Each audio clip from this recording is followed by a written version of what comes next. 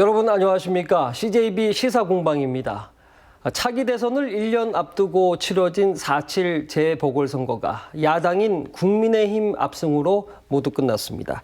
서울시장과 부산시장을 뽑는 선거가 치러지면서 이른바 미니 대선이라고 일컬어지기도 했는데요. 충북에서도 보은군 도의원 재선거가 치러졌습니다.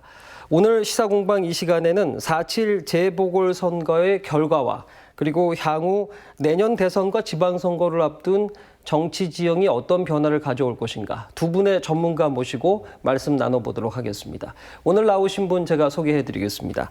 엄태석 서원대학교 사회복지학부 교수 나오셨습니다. 네, 어서 오세요. 안녕하십니까? 네. 그리고 유호근 청주대 정치행정학과 교수 나오셨습니다. 어서 오십시오. 네. 안녕하십니까? 네, 두 분 오랜만에 나오셨는데요. 좋은 말씀 부탁드리겠습니다.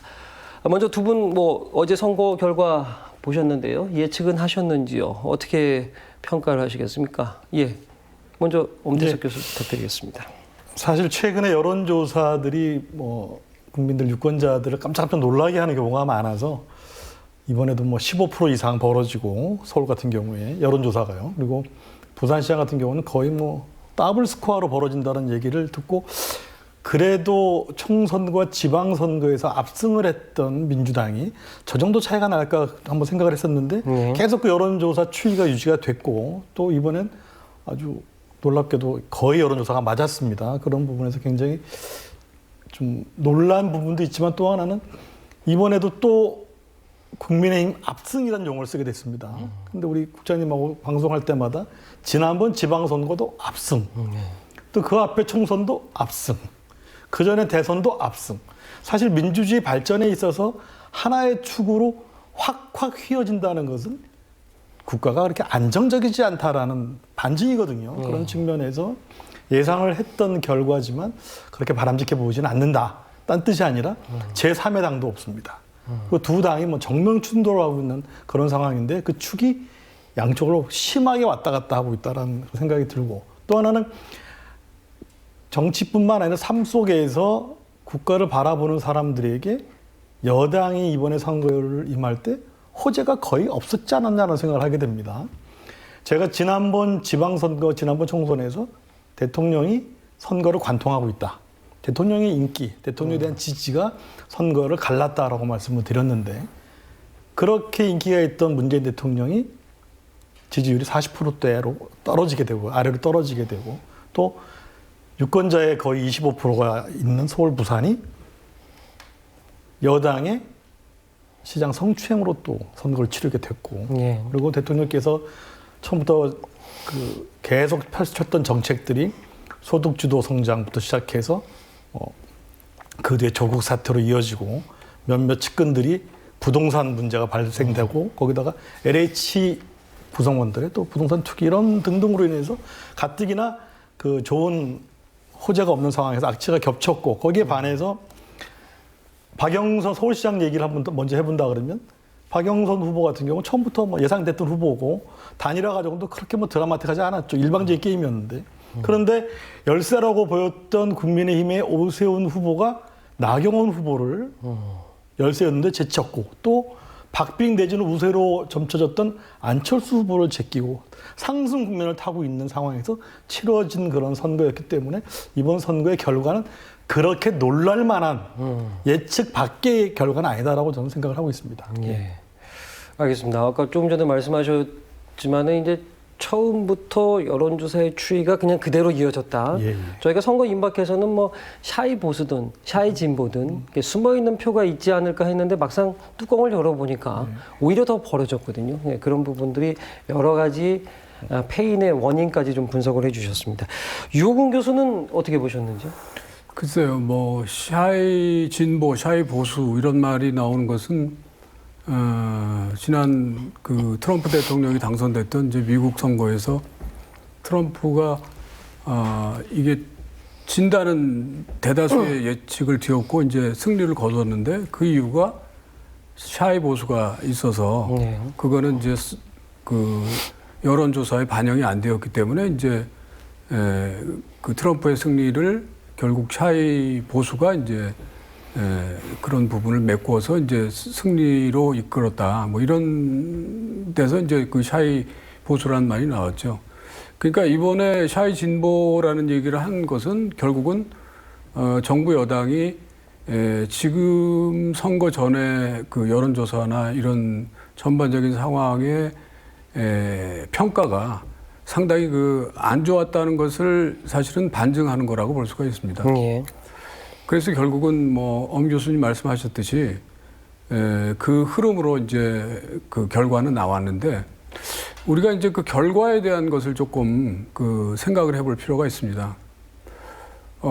결국 정부 여당이 지금까지 4차례 전국 단위 선거에서 그야말로 압승을 거뒀는데 이번에는 어떻게 보면 그 민심의 회초리가 아주 강하게 작용한 결과로 이 선거 결과가 나왔다고 생각을 합니다. 서울이나 이제 부산은 특히 서울은 이제 어떻게 보면 우리나라에서 차지하는 비중이 다른 어떤 지역보다도 이제 크다고 볼 수가 있습니다. 그래서 아까 사회자님께서 미니 대선이다 이런 말씀도 하신 것이 결국 서울, 부산이라고 하는 가장 큰 지역 광역단체에서 이제 선거가 이루어졌기 때문에 이제 그런 말씀을 하신 건데 결국 그 결과의 내용을 좀 뜯어보더라도 서울에서 전 선거구에서 이제 야당인 이제 국민의힘 후보가 이제 승리를 거뒀죠. 그 다음에 뭐 강남, 소위 말하는 강남 3구는 뭐 거의 70% 이상의 지지를 받았고, 그 다음에 부산에서도 박형준 후보가 하나 빼고 거의 60% 이상의 지지를 받았습니다. 그러니까 이제 이런 그 선거 결과는 결국 민심이 지금의 상황을 이제 어떻게 평가하고 있는 것을 준엄하게 하나의 그 심판을 내린 것이다. 이제 이런 생각을 합니다. 물론 이제 야당인 국민의힘도 나름 그 이제 비대위원장을 김종인 씨로 이제 이렇게 세우면서 뭔가 중도층의 외연을 좀 확장을 시켰죠. 그다음에 뭔가 이제 변신의 그런 모습들을 보여줬고 이제 그런 부분들이 어느 정도 또 영향을 주지 않았나 이제 이런 생각을 하게 됩니다. 예. 네. 그 두 분 교수님께서 여러 가지 분석을 해주셨는데요. 이제 조금 궁금한 거는 이번 선거 결과를 좀 분석해 보면 뭐 어제도 계속 방송에서 그리고 신문에서 뉴스에서도 여러 가지 평가들 원인 분석을 했습니다만은 이제 가장 큰 이유가 엄 교수님 지적했지만은 이제 문재인 대통령의 지지율이 상당수에 많이 떨어지면서 그 지배적인 영향을 미쳤다 이렇게 분석을 하는 것들이 많았고요. 또 한편으로는 이제 LH로 대변되는 뭐 일종의 뭐 어떤 그 언론인들은 뭐 부당 거래에 대해서 굉장히 시민들이 분노의 표를 던졌다 이렇게 평가를 하고 있는데 LH가 결정적인 요인이었습니까? 아니면 그 외에 그 문재인 정부 들어서 축적된 여러 가지 민심 위반들이 있었을까요? 어떻게 보세요?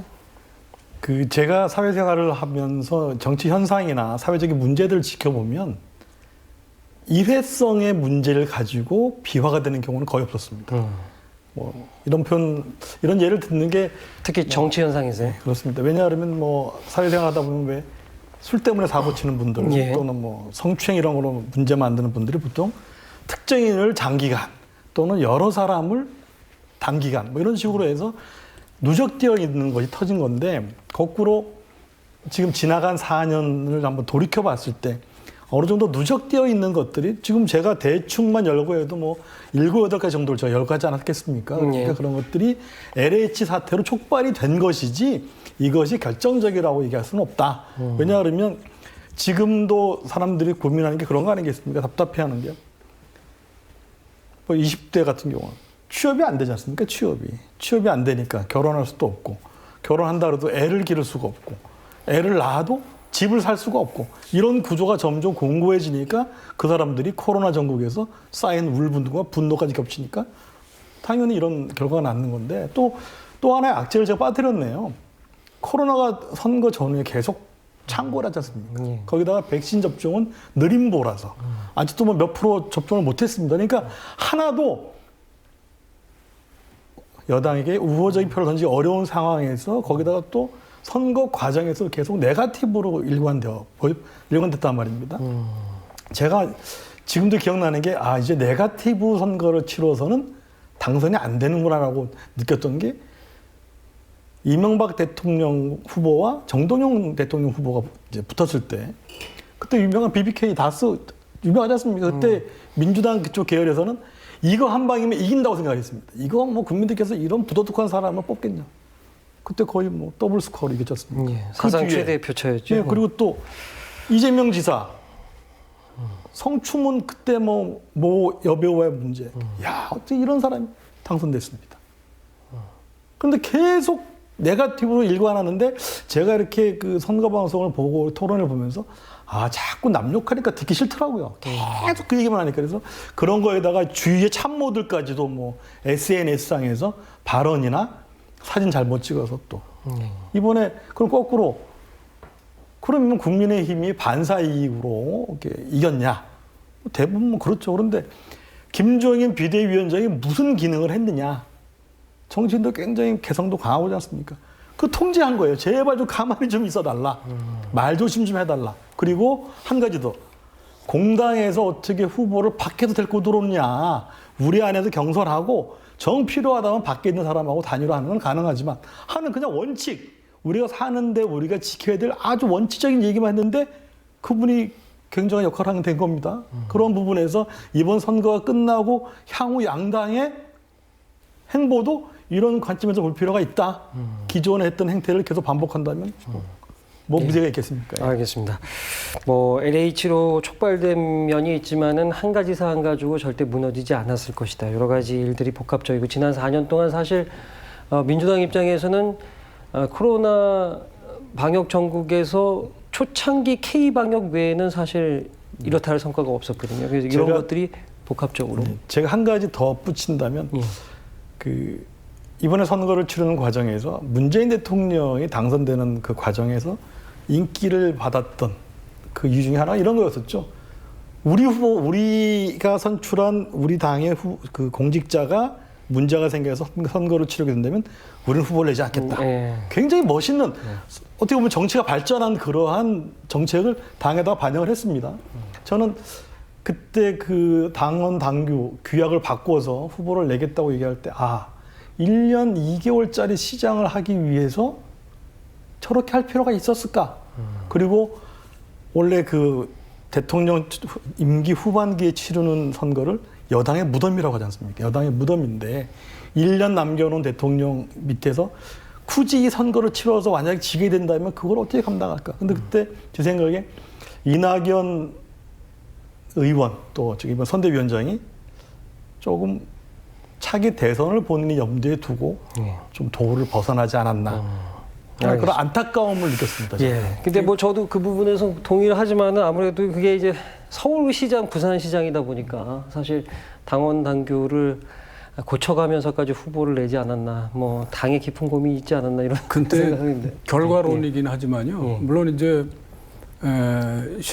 실패한 정책이 이제 누적된 측면도 있죠. 뭐 LH 사태가 트리거처럼 방아쇠가 된 것은 부동산 정책의 실패 한 20여 차례 이상의 이제 부동산 그 조치들이 나왔는데 실제로 부동산 값이 안정화되지 않았기 때문에 이제 거기에다가 덧붙여서 이제 LH 사태가 나왔기 때문에 이제 엎친 데 덮친 격이 되는데 근데 사실은 이제 정부 여당에서 이제 1년의 선거에서 승리를 하다 보니까 자기도 모르는 상황에서 어떻게 보면 이제 권력에 취한 측면이 있습니다. 우리가 그것을 이제 다른 말로 얘기한다면 뭐 오만 뭐 이런 말로 얘기를 하죠. 결국 그 오만이라고 하는 것이 그 이낙연 선대위원장이지만 하여튼 그 당시에 대표였었죠. 그래서 당원 당규도 고쳐서 이제 이렇게 공천을 한 것이죠. 그러니까 보궐선거 원인 제공을 한 겁니다. 사실은 만약에 그렇게 하지 않고 이제 무공천을 해서 그냥 뭐 자기들은 선거 후보자를 내지 않겠다 이랬으면 아마 이번 선거판이 보궐선거 결과가 이렇게 뼈 아프지는 않았을 겁니다. 이게 또 대선 전초전처럼 어떤 여권에 대한 또 심판론이 이렇게 전면으로 부각되는 그런 상황이 연출되지는 않았을 겁니다. 자숙을 해서 그렇게 했다면. 그러나 이제 그거를 그렇게 그냥 무리하게 그렇게 공천을 해서 결국은 이제 판을 사실은 키워준 측면이 있죠. 그래서 이제 어떤 민심에 준엄한 심판이 이번에 내려졌다. 이제 이렇게 평가를 할 수 있겠죠. 예. 아까 저는 이제 뭐 그 기자로서 현실적으로 내년 대선을 앞두고 지방선거를 앞두고 서울시장, 부산시장이기 때문에 당원 당규를 고치는 게 부담스러워도 후보를 낼 수밖에 없지 않겠느냐 이렇게 했는데 역시 두 분의 정치학자들은 이게 국민과의 약속이고 그리고 뭐 공정, 정의를 외쳤던 정부 여당에서 이걸 스스로 약속을 뒤집으면서 오히려 더 이렇게 큰 패착의 원인을 제공했다 이렇게 평가하시는군요. 그리고 마지막에 우리 엄태석 교수님은 이게 네거티브 뭐 소위 어떤 분들은 이번 선거는 생태탕밖에 안 남았다 이렇게 얘기를 하는데 예, 땅하고 탕만 남은 것 같아요. 땅하고 탕. 그렇습니다. 그래서 그런 네거티브는 더 이상 이제 우리 선거 전략에서 큰 효과를 거두기 힘들 것이다. 뭐 이런 평가를 해주셨습니다. 자, 좋습니다. 이제 저희 그 충북 지역에서 치러진 도의원 재선거인데요. 예, 역시 이제 국민의힘 원가피 후보가 당선이 됐습니다. 뭐 특이할 만한 것은 이제 국민의힘이 1위를 했고요. 무소속의 박정숙 후보인가요? 박경숙 후보가 2위를 하셨고 민주당 후보가 3위에 그쳤습니다. 그래서 이런 부분들도 어떻게 평가하시는지 먼저 선거 결과 좀 종합해 주시고 평가해 주시죠. 예.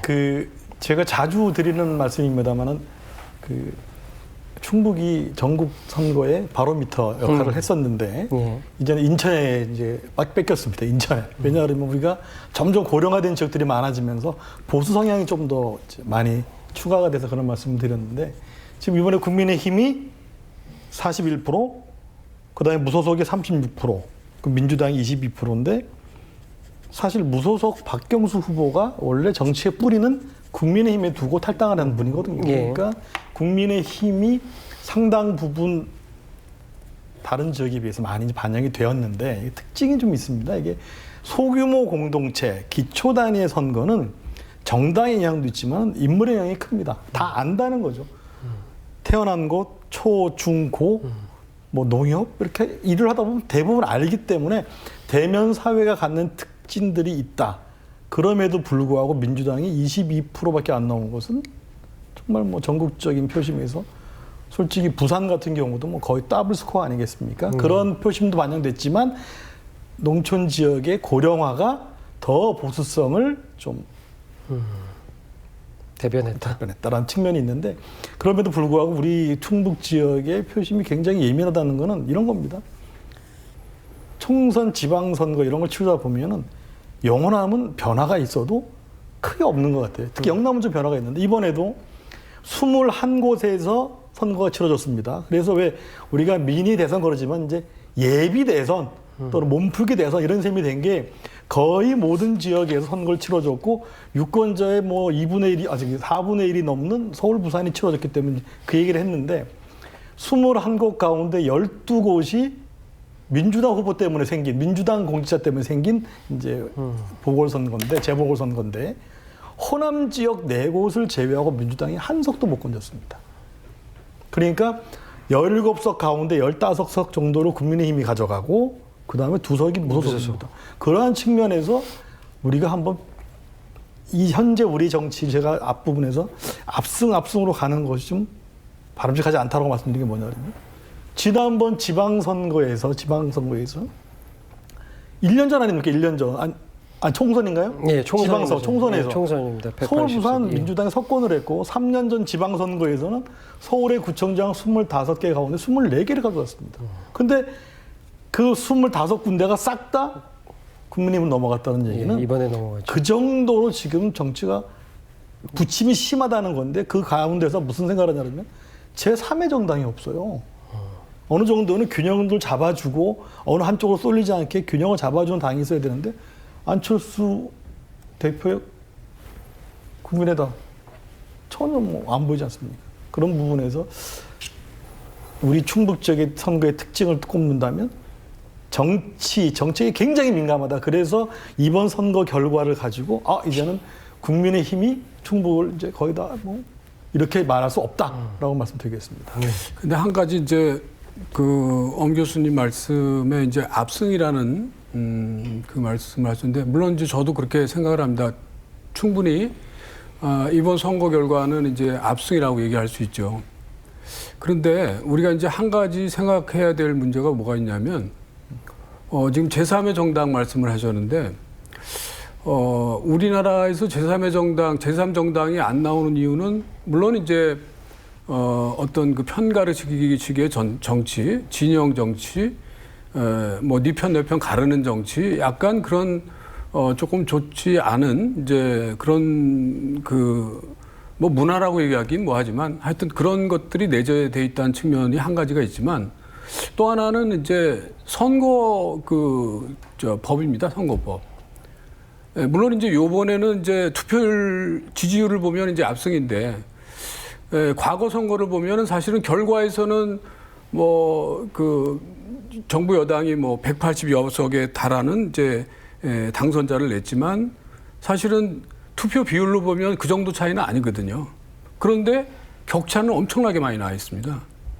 그러니까 그것은 그러니까 뭐 지난번에 이제 우리가 그 연동형 비례대표제를 도입하려고 그러는데, 이제 그런 어떤 선거 지지율을 이제 반영하기 위해서, 그런데 이제 그게 사실상 실패로 돌아간 거고, 그래서 사실은 어떻게 보면 이 선거제도 이제 이런 부분을 좀 우리가 좀 생각을 해야지만, 이런 어떤 왔다 갔다 하는 말이죠. 그런 편싸움의 정치에서 조금 벗어날 수 있는 측면이 있지 않는가, 이제 이런 생각을 합니다. 예. 네. 제가 잊고 있었는데 이 교수님이 저를 또 하나 깨우쳐 주신 게, 연동형 비례대표제 도입을 하자고 주장했던 사람들의 논리가 아까 말한 제3의 정당, 소수의 정당도 좀 의회에 진출하게 해주지 않았는 그런 거였고, 그것을 입법 주도했던 것이 더불어민주당이었는데 위성정당 만들어버렸잖아요.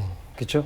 열린민주당 만들. 그것도 또 하나의 악재인 거예요. 그러니까 뭐냐 하면, 우리가 진보한테 기대하는 거는 정치가 좀 앞으로 나가라는 건데, 정의당하고 이번에 민주당이 전혀 공조가 안 됐죠. 정의당한테 급하니까 더불어민주당이 손을 내밀었지만 정의당이 딱 잘라서 얘기했습니다. 연동형 비례대표제에서 가장 꿈을 가졌던 게 정의당이었는데 위선정당 만들어서 180석 가져와 버렸거든요. 그런 측면에서 저는 소선거구제와 대통령제라는 결합은 제3의 정당을 용납하지는 않는 겁니다. 그렇죠. 그래서 그게 가장 안타깝고, 그리고 대통령제 계속 반복되는 레임더 현상에 실패한 대통령, 그다음에 선거는 이렇게 막장 드라마처럼 치닫고 하는 게 참 안타까운 정치 현실이라고 생각합니다. 이번에 또 느끼는 것이, 정치의 품격이 점점 사라져서 유세라는 과정에서 정말 저런 정책은, 정말 저 사람 저 정책은 우리나라 이 문제 해결하겠구나라는 것이 관심사가 아니고, 딱 텔레비전 나오면 그냥 거짓말쟁이, 탕 이런 식으로만 계속 몰고 가니까 보는 사람도 많이 힘들더라고요. 예. 알겠습니다. 뭐 사실 이게 그 선거 공학적인 문제인데, 지금 엄 교수님이 계속적으로 말씀해 주시는 게, 이게 한 당에 뭐 여당이든 야당이든 압승으로 끝나는 선거는 굉장히 정치 지형을 불안정하게 한다. 그래서 제3의 정당이나 이렇게 좀 태동이 되는 게 중요한데, 그걸 이제 제도적으로 바꿔야 되는데, 그 제도를 또 정치권이 이용해서 제3당 자체의 탄생을 아예 그 무마시키는 이런 부분들이 계속 악순환되다 보니까 오늘날에 이런 정치가 있었다, 이런 좀 아쉬운 점을 말씀해 주셨습니다. 유 교수님은, 제가 아까 엄 교수님께도 질문을 드렸는데요, 이번에 이제 그 보은군 도의원 재선거에서 보은군이 국민의힘이 뭐 이겼는데, 이게 충북의 전체 민심을 대변할 수 있는 건지, 아니면 뭐 다소 조금 그런 논리적인 근거는 뭐 부족하지만 전체 우리 지금 4.7 재보궐선거에 대한민국의 민심을 대변할 수 있을 건지, 이런 의미 부여가 가능할까요? 어떻습니까? 글쎄요, 뭐 보은군 선거는 물론 이제 보은군은 조금 뭐랄까 재선거가 이루어진 그 과정이 좀 안 좋죠. 예, 순탄치 않죠. 예. 두 차례나 이제 민주당 공천으로 당선된 하유정 전 도의원이 이제 공직선거법 위반으로 당선 무효 처리가 됐고, 그다음에 지난해 총선에서 국민의힘 공천을 받아서 선출된 박재원 도의원이 또 역시 사퇴를 했죠. 공직선거법 위반 혐의로 이제 조사를 받다가 이제 사퇴를 했습니다. 그래서 이제 세 번째 선거죠. 그러니까 이거는 아마 별로 이제 이런 사례가 없을 것 같아요. 이제 그래서 이제 어떻게 보면 상대적으로 그 투표율도 굉장히 낮았죠. 네. 투표율도 굉장히 낮고 그래서 이제 결과는 이제 국민의힘 후보가 원가피 후보가 당선되는 것으로 나왔고, 이제 민주당 후보는 3위를 차지했는데, 사실은 이 지역은 박덕흠 의원이 이제 지역구 의원이란 말이에요. 뭐 지금은 이제 국민의당을 탈당했고 무소속으로 있지만, 사실은 계속 저 국회의원 선거에서는 계속 박덕흠 의원이 이제 승리를 거뒀기 때문에, 어떻게 보면 이제 그 박덕흠 의원의 이제 지지층이나 조직이나 이제 이런 것들이 상당히 크게 작용한 측면이 있지 않을까, 이제 이런 생각을 하면서도 예. 이제 결과가 이제 민주당이 3위로까지 떨어진 이유는, 그거는 어떻게 보면 이제 그런 요번 그 전국적인 보궐선거의 그런 영향도 일부 작용을 했다, 이제 이런 평가를 할 수가 있을 것 같습니다. 복합적인 원인을 분석을 네네. 해주셨군요. 예, 우리 엄태석 교수님은 조금 전에 이제 유호근 교수님도 그런 얘기를 하셨습니다. 일단은 뭐 탈당은 하긴 했지만 지금 현역 국회의원인 박덕흠 의원이 무소속으로 있기는 하지만 그 조직이나 그 영향력을 무시할 수 없기 때문에 이번 선거에서 어느 정도 작용을 했을 것이다, 이렇게 평가를 해주셨거든요. 어떻게 보세요? 뭐 저는 뭐 공감합니다. 왜냐하면 우리 군 지역에는 맹주분들이 계시더라고요. 예. 국회의원분들이 오랫동안 계속 정치를 하신 데다가 거기는 당을 넘나드는 인간관계들이 있어서 그분들이 어느 정도 영향을 미치고 있고, 또 하나는 박덕흠 의원이 3선 아니겠습니까? 그리고 지금 불미스러운 일로 지금 탈당을 있지만, 만약에 문제가 해결되면 당연히 당으로 들어가고 싶어 하죠. 왜냐하면 무소속으로 당선되기도 어렵지만 무소속으로 의정활동하는 것도 굉장히 힘들거든요. 그러니까 좀 문제가 해결되면 돌아오시려고 할 것이고, 또 지금 몇 명 안 되는 국민의힘 국회의원 가운데 특히 우리 지역에 당연히 뭐 당에서도 기회만 닿으면 영입하려고 할 겁니다. 근데 이게 토론 자리에서 이런 얘기를 해도 되는지 모르겠는데, 이번에 서울시장, 부산시장 선거를 보면서 좀 독특한 거를 몇 가지 제가 발견을 했는데, 오세훈 서울시장은 선거를 6번 치렀습니다. 자기 예. 정치권에 이제 데뷔를 하면서. 근데 1, 2위 경쟁을 4번이나 여성이랑 했습니다. 강금실, 한명수, 고민정, 박영선. 그러네. 그래서 3번을 이겼고요. 1번 졌는데, 서울시장 선거는 3번을 다 이겼고, 국회의원 선거는 또 2번 진 그런 경력이고, 또 이번에 부산시장과 서울시장이 고등학교, 대학교 서로배입니다. 그것도 아주 가까운 한두 학번 차이가 나는 또 그런 것도 보이고, 또 두 사람 다 부동산 문제로 계속 코너에 몰려서 고생을 했고, 근데 저는 이번 선거가 끝나고 나서 1년 정도 조금 넘는 임기 아니겠습니까? 근데 이번에 문제가 됐던 의혹들이 계속 끌고 시장 활동을 하는 동안에도 계속 이게 발목을 잡고 계속 끌고 갈 수 있는 여지가 있다. 왜냐하면 두 사람이 1년 뒤에 출마를 거의 할 거 아니겠습니까? 그죠? 하려고 할 테니까 이게 또 계속 그 양시장의 발목을 잡고 또는 문제가 될 것이다라는 예상이 또 되더라고요. 예. 예. 알겠습니다. 자, 엄 교수님이 이제 서울시장, 부산시장 선거에 대해서 이렇게 여러 가지로 평가를 해주셨는데요. 제가 이렇게 살펴보면 이번 선거가 던진 화두가 여러 가지가 있습니다. 뭐 부동산 문제도 얘기하셨고, 근데 이제 그 중에서도 좀 눈에 띄는 게 그 2030 세대, 특히 이제 20대들은 뭐 요새 MZ 세대라고 하잖아요. 예, 네. MZ 세대라고 해서, 근데 이제 2030 세대가 정치 전면에 등장을 했고요. 특히 이번에 그들이 보여준 표심이 거의 뭐 놀랄만한 결과들을 이끌어냈거든요. 그래서 보통 저희가 이제 뭐 보수 진보 정치를 이렇게 보수 진보 양분화하면 젊은 세대들은 그냥 그 진보로 이렇게 통칭을 하게 되는 게 일반적이었는데 이번에는 뭐 투표 결과가 거의 거꾸로 됐어요. 그래서 이런 부분들은 어떻게 보시는지 실제로 또 학교에서 그 젊은이들과 또 이렇게 같이 이렇게 부딪히시잖아요. 그래서 이런 부분들은 어떻게 봐야 되는지 궁금합니다. 첫 번째는 그 국민들을 자꾸 보수 진보라는 잣대로만 자꾸 나누니까 설명이 너무 옹색해지는 겁니다. 옹색해지는 겁니다. 뭐 저 같은 사회과학자한테는 뭐 자주 받는 질문이 아니 뭐 보수입니까 진보입니까? 참 답변이 궁색합니다. 왜냐하면 거꾸로 얘기하면 국민의힘이냐 더불어민주당 이렇게 물어보거든요. 이런 셈이거든요. 그러한 잣대가 문제가 있다고 생각을 하고 있고 또 날이 갈수록 그 민주화가 되고 그리고 사회가 안정이 되면서 그런 이념적인 갈등은 많이 희석이 됐는데도 여전히 잣대를 보수 진보로 가지고 있다. 그리고 이전에도 정치학자들이 이런 얘기 자주 했죠. 투표율이 높아지면 진보가 유리하다. 근데 그때는요. 김대중 대통령이 당선되기 전에는 진보가 야당이었지 않습니까?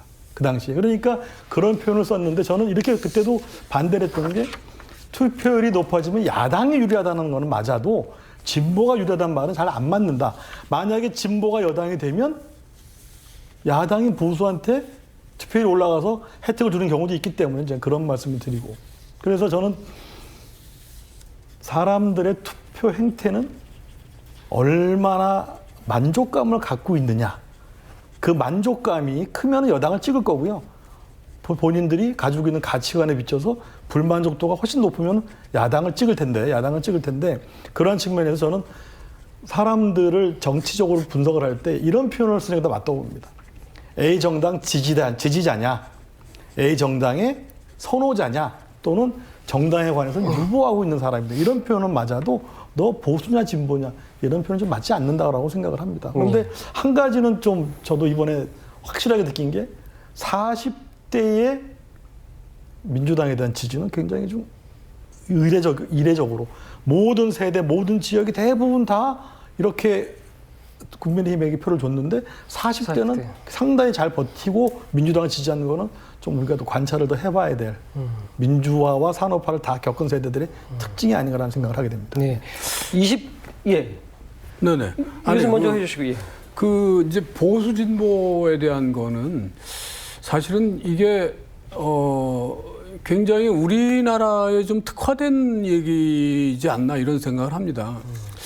왜냐하면 뭐 지금 안토니 기든스의 뭐 제3의 길이 나온 게 벌써 수십 년 전이고 지금 뭐 다른 그 선진 외국 같은 경우는 뭐 우리나라도 저 다른 나라들이 선진국이라고 부르니까 뭐 그런 측면도 있겠습니다만은 사실은 그런 뭐 진보 보수에 대한 논리나 그것의 관점에서 얘기하는 경우는 그렇게 많지 않을 것 같아요. 왜냐하면 그들 나라들은 이제 정당의 그 지속 가능성이 굉장히 오래되고 있죠. 예컨대 이제 미국은 공화당 그 민주당이 계속되고 있잖아요. 뭐 그게 뭐 다른 제3정당이 있긴 있지만 뭐 반짝하다 없어지고 그 공화당은 우리로 얘기한다면 이제 보수 진영에 속한 것이고 민주당은 진보 진영에 속한다고 얘기를 할 수가 있을 겁니다. 그러나 대선이든 국회의원 선거를 오래 치르다 보니까 말하자면 진보가 가지는 일종의 국가 개입이 많아진다는 것은 진보가 그 할 수 있는 선택의 정책이거든요.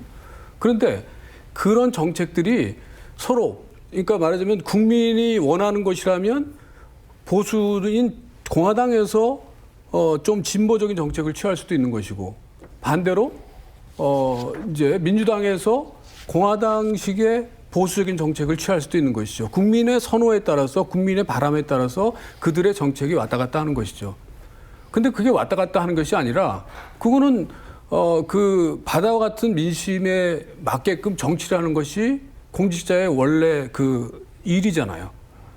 그런데 그거를 이제 보수나 진보의 관점으로 이렇게 뭐 얘기한다는 건 조금 무리가 있는 것 같다는 생각이 들고 그다음에 이제 사회자님이 말씀을 주셨던 이제 20대의 그 투표율의 표심의 그 변화라고 하는 것은 사실은 20대는 우리가 이제 통상적인 과거의 관점으로 본다면 뭐 진보, 그러니까 보수 진보를 제가 별로 쓰고 싶지는 않지만 지금 이제 우리들이 그냥 하나의 단어로서 인식을 하고 그렇게 이해를 하고 있기 때문에 그냥 그렇게 썼다면 이제 진보의 진보 쪽에 이제 20대 젊은층들은 그렇게 보는 것이죠. 그러나 지금 우리 20대는 다른 어떤 세대보다도 탈이념, 그 다음에 탈진영, 이런 성향이 굉장히 강하다고 볼 수가 있습니다. 그러니까 그냥 그거를 진보의 잣대로 20대는 이제 우리 편이다. 이렇게 딱 규정을 하는 것이 아니라 실제로 어떤 정책이 20대한테 필요하고 바람직한 정책이었다고 한다면 지지를 보냈을 것입니다. 그러나 그렇지 않다고 한다면 지지를 거둔 측면이 강하다고 볼 수가 있죠. 물론 이제 이번 선거 결과는 조금 다른 측면이 있습니다. 아까 이제 지금까지 쭉 얘기한 말하자면 일종의 좀 민심 위반이 있었던 것이죠. 그래서 이제 그 부분이 20대뿐만 아니라 이제 과거 정부 여당을 지지했던 20대, 30대가 거의 다 그냥 이번에 이제 국민의힘 지지로 돌아섰기 때문에 이제 그 부분은 이제 과거의 젊은 층에 대한 기대와는 다른 어떻게 보면 이제 그런 어떤 그 세대가 가지는 어떤 그 정책에 대한 선택이고 판단이고 그 결과가 나타난 것이다. 이제 이렇게 얘기를 할 수가 있겠죠. 예, 알겠습니다. 제가 20대 표심이 눈여겨볼 만하다 이렇게 질문을 던졌는데 하여튼 그런 부분도 유호근 교수님께서는 20대가 이제 탈진영, 우리가 예전에 세대별로 나누었던 이런 세태에서 좀 벗어나서 20대 같은 경우는 정책 사안을 놓고 판단을 했을 것이다. 이렇게 분석을 해주셨고요. 엄 교수님은 오히려 40대가 민주당의 굳건한 지지 기반을 이번에 보여준 게 눈여겨볼 대목이다. 이렇게 말씀을 해주셨습니다. 자, 그러면 일단은 충북을 포함해서 이제 그 대선, 차기 대선이 이제 내년 3월 9일인가요? 예, 9일 치러지고 지방선거가 또 내년 6월 1일, 이제 1년 앞으로 다가왔습니다. 일단은 여러 가지 얘기가 있는데 많은 국민들께서 이 선거를 좀 내년에 한꺼번에 같이 치르는 게 어떻겠느냐 이런 여론들이 있는데 어떻게 보세요? 그 어렵겠죠, 그 부분은? 그거는 이제 선거법에 이제 규정이 돼 있으니까 공직선거법에 규정이 돼 있으니까 그 법에 따라서 이제 해야 될 것이고 지금 선거법에 따르면 아마 그냥 대선은 그냥 3월 9일 날 하고 그 지방선거는 6월 1일 날 하는 것으로 이제 이렇게 규정이 돼 있습니다.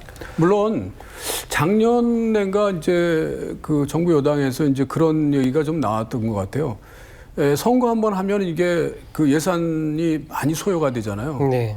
아마 전국 단위 지방선거를 한번 따로 치른다고 한다면 한 어느 정도 소요될지 한 1,000억 그런 얘기를 하는 것 같더라고요. 제가 정확하게는 모르겠는데. 저도 정확히 모르겠는데 막대한 예산이 들어가겠죠. 네네. 그런데 이거를 이제 따로 치른다면 이제 이게 그렇게 그 예산 낭비가 있으니까 같이 치르자 해서 그런 얘기가 좀 나온 것 같은데 사실은 그거는 이제 법을 개정해야 되는 문제이기 때문에 또 이런 그 선거법은 일종의 그 플레이어의 룰을 규정하는 거니까 이거는 이제 야당이 반대를 한다면 그걸 그냥 180석의 그 힘으로 밀어붙이지는 못하겠죠, 이거는. 예. 그래서 아마 이거는 그냥 그냥 아쉬움에 드리는 말씀입니다. 국민들은 사실 그 개헌 통해서 대통령 임기, 국회의원 임기하고 맞춰서 굵직한 선거들을 좀 한 번에 치렀으면 좀 비용도 줄이고 좋지 않겠느냐, 피로감이 줄어들지 않겠느냐 이러는데 이게 개헌의 필요성은 다 인식하면서도 안 되거든요. 근데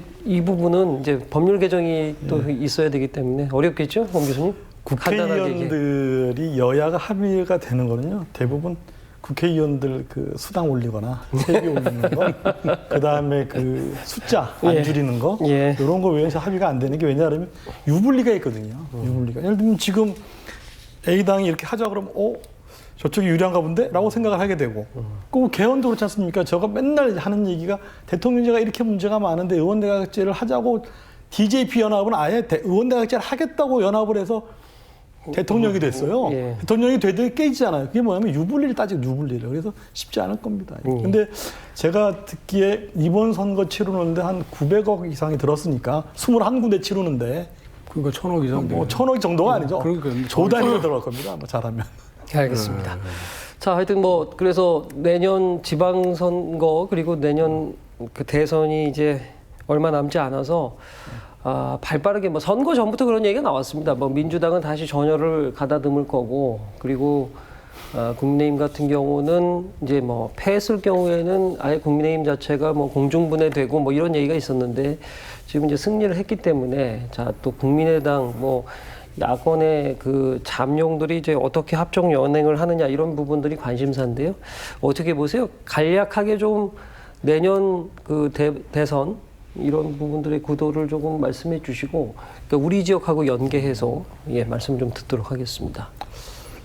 윤석열 전 총장이 대선에 나올까요? 어떻게? 많은 질문들 일단 뭐 받으실 거예요. 하나하나 이제 얘기를 해보겠습니다. 예. 일단 민주당은 지금 압승 하다가 완패를 했기 때문에 어떻게 대처해서 당을 추스릴 것이냐가 뭐 앞으로 1년, 11개월 남은 이제 과제일 것이고요. 그렇지만 분명한 것은 현역 대통령을 가지고 있고 180석이 있다라는 것이 이제 강점이고요. 두 번째, 국민의힘은 지금 103석이지만 이번에 선거에서 뭐 표심이 우리한테 있다는 자신감을 가졌는데 지금 당 밖에 있는 분들이 몇 분 계시죠. 홍준표 의원도 그렇고 뭐 김태우 의원도 아마 무서워 그들이 있을 텐데 그분들이 들어와서 같이 또 당을 꾸려 나갈 것이냐라는 문제부터 시작해서 당장에 비대위원장 김종인 위원장이 나갔으니까 이제 당을 어떻게 추스릴 것이냐 문제도 거기 또 관심도 하고 거기에 안철수 대표죠. 안철수 국민의당 대표가 이번에 보여준 태도는 정치하면서 학습이 좀 됐구나. 국민의힘하고 힘을 탁 합쳐서 열심히 선거운동 해줬습니다. 그러면 이제 합당 문제라든지 제3의 당에서는 절대 대통령이 안 되겠구나라는 그런 생각을 한 것 같아요. 그럼 안철수 국민의당 하고의 합당 문제도 있겠고. 합당이냐 입당이냐. 입당이냐. 거기다가 이제 윤석열 전 검찰총장 돼서 나갈 것이냐. 저는 첫 번째 질문은 정치를 할 것이냐. 거기에 대해 세모라고 생각을 하고요. 제 개인적인 판단. 세모라고 생각을 합니다. 그리고 한다 그러면 제3의 지대에서 김종인 또 윤여준 이런 분들하고 같이 해서 뭐 안철수 비슷하게 그렇게 할 것이냐 아니면 국민의힘으로 입당할 것이냐라는 여러 가지 관측이 야당 쪽에는 있겠고요. 여당은 이낙연 전 대표, 전 총리 그리고 지금 상임 선대위원장이 뭐 사실은 추스리기 어려울 정도로 이제 자상을 입었습니다. 그런데 기다렸다는 듯이 정세균 총리가 이제 곧 당으로 복귀한다고 한 상황에서 또 이재명이라는 여론조사 2위를 계속 20% 이상의 지지율을 지금 가지고 있는 이재명이라는 후보. 그 과정에서 어떻게 단일화해서 가느냐라는 건데 우리가 이런 말들을 옛날에 많이 했었습니다. 보수는 부패로 망하고 진보는 분열로 망한다 그랬는데 최근에 보면은 보수가 계속 분열돼서 나가서 계속 안 좋은 결과가 나왔습니다. 그래서 그런 학습 효과, 즉 박근혜 전 대통령의 탄핵 정국에서 유승민 의원과 여러 명이 당을 떠났지 않습니까? 갔다가 다시 돌아왔습니다.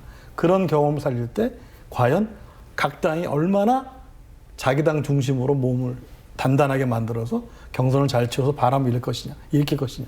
저는 11개월이라는 시간은 지금의 표심이 변하기에 충분한 시간이라고 생각을 합니다. 1년 전 선거에서 압승했던 민주당이 이번에 완패를 했지 않습니까? 그래서 하기에 따라서는 지금 이 결과가 누구에겐 백신이 될 수도 있고 누구에겐 독약이 될 수도 있다. 저는 그렇게 봅니다. 예. 마지막 말씀이 마음에 남는군요. 누구에겐 백신이 될 수도 있고 누구에겐 독약이 될 수도 있고 그렇겠죠. 예. 유 교수님 어떻게 보세요? 일단은 이제 선거 결과가 이렇게 나왔기 때문에 민주당한테는 이제 선거 책임론에 대한 그 어떤 판단이 있어야 되겠죠. 선거를 주도하고 선거를 이끄는 그 분들이 뭔가 이제 책임론에 휩싸일 가능성이 크고 이제 그렇게 본다면 이낙연 그 상임선대위원장 같은 경우는 상당히 그 쉽지 않은 이제 그런 상황에 처할 가능성이 많고 반대로 이제 그 꾸준히 여권 지지율 대선 후보 지지율 1위를 차지했던 이재명 지사 같은 경우는 사실은 요번 선거 전에 일부 뭐 박영선 후보를 만나서 이제 뭐 이렇게 격려도 하고 뭐 그런 건 있었지만 선거 책임론에서는 자유롭다고 볼 수가 있습니다. 그래서 상대적으로 이제 이재명 지사가 여권 후보로서는 상당히 중요한 인물로 더 부각할 가능성이 많다고 볼 수가 있죠. 그러나 이제 여당 내에 민주당 내에 또 뭐 친문 비문 또 이런 것들이 있기 때문에 이재명 지사를 뭐 그런 이제 그 민주당 전체의 후보로 옹립하느냐는 아직 그 속단할 수 있는 상황은 아니라고 볼 수가 있습니다. 예. 뭐 지금 총리가 이제 뭐 관둔다고 그랬으니까 지금 아마 제3의 후보의 생각을 하는 것도 있는 것 같은데 뭐 그 밖에 뭐 이광재 의원이라든지 몇몇 사람들이 있죠. 그런데 이제 그분들이 또 다른 후보로 부각되는 것은 물론 이제 11개월이라는 시간은 사실은 이제 충분한 시간이라고 볼 수가 있습니다. 또 이제 민주당도 이번 선거를 그렇게 그 받았기 때문에 성적표를 그렇게 받았기 때문에 아마 불철주야 노력해서 뭔가 이것을 만회하기 위한 노력을 해서 국민의 마음을 살 수 있다면 그것은 뭐 또 다른 뭐 엄 교수님 말씀하셨듯이 진짜 백신의 효과가 있는 것이고 그렇지 않고 이제 180석에 안주한다면 또 그 어떤 회초리가 또 있지 않을까 이런 생각을 합니다. 국민의힘의 경우는 사실은 이제 이번 선거는 이제 비대위원장 체제로 그 진행이 간 거잖아요. 예. 그러나 이제 비대위원장이 김정인 씨가 지금 비대위원장을 관뒀고 그러면 이제 다른 후보들 이제 안철수 후보 같은 경우는 사실은 이제 그 같이 후보 단일을 하면서 아마 안철수 후보는 이제 대선을 염두에 뒀을 겁니다. 그러니까 이제 전국 각지의 국민의힘 후보를 이제 특히 이제 서울, 부산에 집중을 해서 이런 역할을 한 것이고 그래서 이제 뭔가 자기의 입지나 이런 것들을 이제 확실하게 국민들한테 이제 각인시킨 측면이 있다고 볼 수가 있습니다. 그러나 이제 국민의힘은 상당히 구심력이 발휘가 될 겁니다. 아무래도 이제 선거가 국민의힘이 그 이제 이겼기 때문에. 그러나 박형준 후보가 이제 그 당선 소감을 뭐라고 그랬냐면 이게 자기가 잘해서 자기 당이 잘해서 지지를 받은 것이 아니다 이런 얘기를 했습니다. 사실은 그거는 국민의힘 입장에서는 굉장히 새겨들어야 될 얘기라고 생각을 합니다. 뭔가 수권정당, 대안정당으로서의 그런 자기 모습을 갖추지 못한다면 그것이 과연 국민들의 선택을 받을 수 있을지에 대한 노력은 앞으로 계속돼야 된다고 생각을 하고 또 이제 뭐 윤석열 전 총장 같은 경우는 기본적으로 윤석열 전 총장은 태양처럼 스스로 빚을 내는 존재는 아니란 말이에요. 왜냐하면 윤석열 전 총장이 대권 지지율 1위 후보로 올라선 것은 사실은 윤석열 총장을 징계하고 추미애 전 장관하고 갈등을 벌이고 그런 과정에서 부각이 된 거거든요. 그러니까 일종의 반사체적인 그 지지율에 오른 거라고 볼 수가 있습니다. 그러면 자기가 스스로 이제 발광체가 돼서 자기가 스스로 대권 후보의 길로 갈 수 있느냐 없느냐는 이제 본인의 선택. 아마 저도 조금 이제 제3지대나 이제 그런 쪽에 이제 그 빅텐트를 만들 수 있는 그런 틀을 만들어서 만약에 정치에 참여를 한다면 뭐 상당히 참여할 가능성은 많은 것 같습니다. 일련의 이제 발언 같은 것을 보고 이번 선거 때도 메시지를 내는 걸 보면 알겠습니다. 그렇다면 이제 제3지대나 이제 이런 쪽으로 선택을 하지 않을까 이런 생각을 합니다. 알겠습니다. 자, 저희가 마지막 주제로 넘어가야 되는데 제가 오늘 왜 내년 3월 9일 치러지는 그 여야 대선 후보군에 대해서 좀 언급을 해 주십사 이런 질문을 드렸냐면요. 결국 내년 3월 9일이 대선이면 내년 6월 1일은 지방선거거든요. 아까 앞서도 서두에서 말씀드렸지만은 사실 내년 대선 결과가 3개월 있을 지방선거에 막대한 영향을 미치기 때문에 거의 그렇기 때문에 그래서 그 내년 대선에 대해서 제가 언급을 좀 했습니다. 자, 우리 지역에서는 충북 지역에서는 벌써부터 이제 도지사 후보군들이 자천타천 이렇게 나오지 않습니까? 그 노영민 민주당에서 노영민 전 실장이고요. 뭐 야당에서는 지금 뭐 이종배 정책의장 그리고 또 뭐 정우택 전 의원 뭐 이렇게 나오고 있는데 그 우리 지역 충북 지역 얘기를 좀 해보겠습니다. 어떻게 보세요? 그 노영민 의원 나오시겠죠? 전 실장님 나오시겠죠? 네, 뭐 그 얘기는 좀 들은 바가 있습니다만 예. 그 나머지 종합해서 좀 분들에 해주시죠. 대해서는 예. 첫 번째 이종배 의원 같은 경우는 지금 당직도 맡고 있고 그리고 국회의원 임기가 2년 남았는데 버리고 나올 것이냐라는 거 있고 정우택 전 의원 같은 경우는 당에서 원내대표까지 했는데 지금 낙선돼서 지금 계시니까 나올 가능성도 있지만 또 지역구에 또 보궐선거가 있을 가능성이 있으니까 또 그런 부분도 있고 그래서 예측은 하기 어렵겠습니다만 그 예측은 대선 때 얼마나 열심히 선거운동을 하는가를 보면 예측이 되겠죠. 그리고 아마 대선 결과가 지방선거를 블랙홀처럼 빨아들일 거라고 생각을 합니다. 워낙 대통령이 오늘 뭐 제 생각을 한 가지 더 필요하고 한다 그러면 우리가 보통 선거를 치를 때 변수를 정당과 인물이라고 얘기를 하고요. 거기다 플러스하면 이제 정책이라고 얘기를 많이 하는데 저는 선거를 관통하는 가장 큰 변수는 대통령이라고 생각을 합니다. 대통령이 인기가 있으면 여당이 따라서 올라가고 그게 표가 되는 과정이 우리나라에 굉장히 심하거든요. 그래서 저는 그러한 부분에서 3월 9일 대선 결과가 6월 1일 지방선거를 관통할 것이다. 그러나 호남 지역은 좀 예외로 두겠습니다. 뭐 아직도 뭐 계속 민주당에 대한 지지를 전혀 철회하고 계시지 않기 때문에 그런 부분을 빼고 일반적인 지역에서는 대통령 선거의 결과가 막대한 영향을 끼칠 것이다라고 생각을 합니다. 예, 여야 막론하고 여러 후보군이 있는데 현실적인 이유도 있겠지만은 내년 3월 9일 치러지는 대통령 선거에서 그 후보들이 어떤 역할을 하느냐에 따라서 예, 후보군이 결정되고 그리고 그 결과는 내년 3월 9일 대통령 선거에 막대한 영향을 받게 될 것이다. 예, 그렇게 정리해 주셨는데 예, 어떻게 보세요? 사실은 이제 대선 결과에 그 영향력이 이제 굉장히 크겠죠. 뭐 지금 엄 교수님 말씀하셨지만 대선이 이제 어떤 분이 당선이 되느냐, 어떤 당의 후보가 대선에서 승리를 거두느냐, 사실은 그 관성이 지방선거까지 이제 이렇게 쭉 이어질 가능성은 상당히 크다고 볼 수가 있습니다. 근데 이제 사실은 저는 이제 그런 부분에 대해서 조금 이제 좀 다른 생각이 있는 게 뭐냐면 이제 민주주의가 성숙되는 것은 이제 정치적인 민주주의에서 이제 한 걸음 더 나가는 것은 생활의 민주주의입니다. 생활의 민주주의라고 하는 것은 사실은 대선이 우리나라에서는 그렇게 영향을 미치고 지역에도 영향을 미치지만 사실은 그거는 조금 다르게 생각해야 되는 측면이 있어요. 지역을 위해서 일꾼이 어떤 분이 돼야 되느냐.